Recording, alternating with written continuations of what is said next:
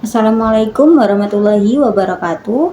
Perkenalkan, nama saya Marsyanda Briliana Putri Rimansah dengan NPM 240410101086 dari kelas E041 Etika Administrasi Publik. Pada kesempatan kali ini saya akan membuat video untuk memenuhi tugas evaluasi tengah semester mata kuliah Etika Administrasi Publik yang diampu oleh Ibu Sri Wibawani dan Ibu Magda Faradiba. Untuk pertanyaan nomor 1, dalam kondisi terjadi konflik antara nilai absolut dan nilai relatif dalam masyarakat, analisis bagaimana konflik tersebut dapat mempengaruhi pengambilan keputusan etis dalam administrasi publik. Jadi konflik antara nilai absolut dan nilai relatif itu sering terjadi dalam masyarakat yang plural. Nilai absolut itu merujuk pada prinsip yang dianggap universal dan tidak berubah, seperti kejujuran dan keadilan. Nah, sementara itu untuk nilai relatif bergantung pada budaya, norma sosial, dan situasi tertentu. Dalam administrasi publik, konflik ini mempengaruhi pengambilan keputusan karena seorang birokrat harus menyeimbangkan antara prinsip moral yang universal dengan kondisi sosial masyarakat yang begitu beragam. Misalnya dalam penegakan aturan, seorang ASN itu mungkin harus memilih antara menerapkan hukum secara kaku atau secara nilai absolut, atau mempertimbangkan kondisi sosial masyarakat atau secara nilai relatif. Jadi oleh karena itu pengambilan keputusan etis seharusnya tuh dilakukan dengan pendekatan kontekstual, yaitu pendekatan yang tetap berpegang pada prinsip dasar seperti integritas dan keadilan. Nah, di sisi lain juga harus mempertimbangkan dampak sosial dari kebijakan tersebut. Jadi dengan demikian keputusan yang diambil itu tidak hanya benar secara moral, tetapi juga dapat diterima dengan baik oleh masyarakat. Untuk selanjutnya, pertanyaan nomor 2. Seorang ASN melanggar etiket dalam pelayanan publik, tetapi tidak melanggar aturan hukum. Analisis apakah tindakan tersebut tetap dapat dikategorikan sebagai pelanggaran etika, dan jelaskan alasannya berdasarkan prinsip etika administrasi publik. Jadi tindakan ASN yang melanggar etika meskipun tidak melanggar hukum ini tetap dikategorikan sebagai pelanggaran. Nah, hal ini tuh karena etika administrasi publik memiliki standar yang lebih tinggi dibandingkan hukum formal. Jadi etika itu mengatur tentang nilai-nilai seperti integritas, profesionalisme, dan tanggung jawab moral.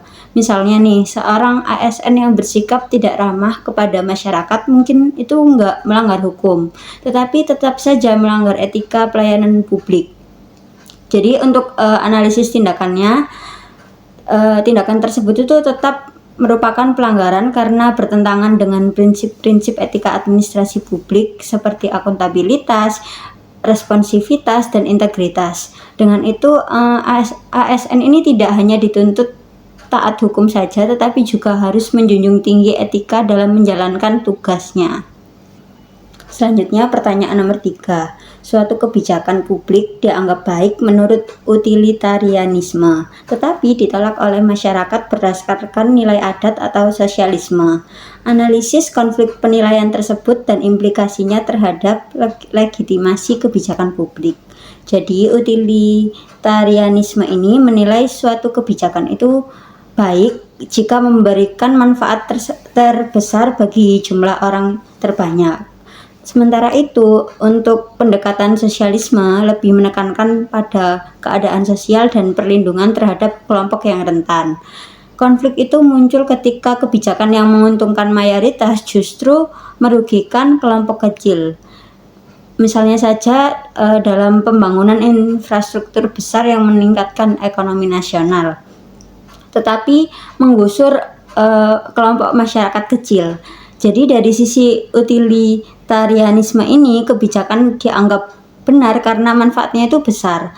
Tapi dari sisi sosialisme ini, kebijakan dianggap tidak adil karena mengorbankan kelompok masyarakat tertentu.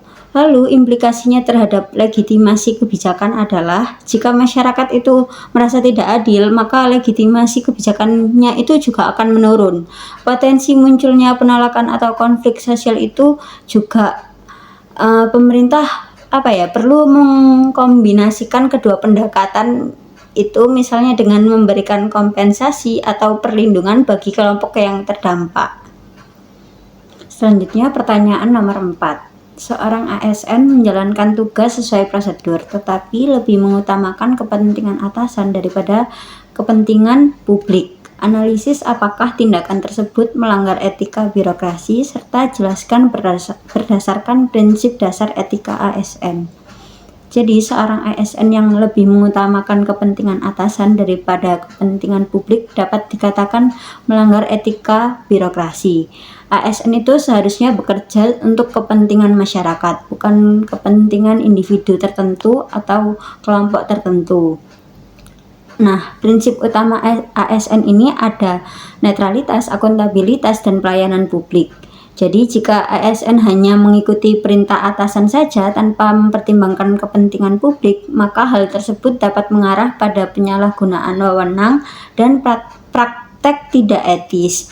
Nah, dampaknya adalah menurunnya kepercayaan masyarakat atau publik terhadap birokrasi.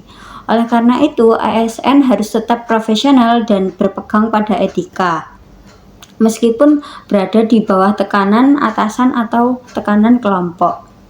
Selanjutnya untuk pertanyaan nomor 5, jelaskan bagaimana pendidikan karakter ASN dapat meningkatkan kualitas pelayanan publik, serta sebutkan satu nilai utama yang berperan penting. Jadi, pendidikan karakter ASN ini memiliki peran penting dalam meningkatkan kualitas pelayanan publik. Nah, kenapa? Karena pelayanan publik ini tidak hanya membutuhkan kemampuan teknis saja, tetapi juga sikap dan nilai yang baik.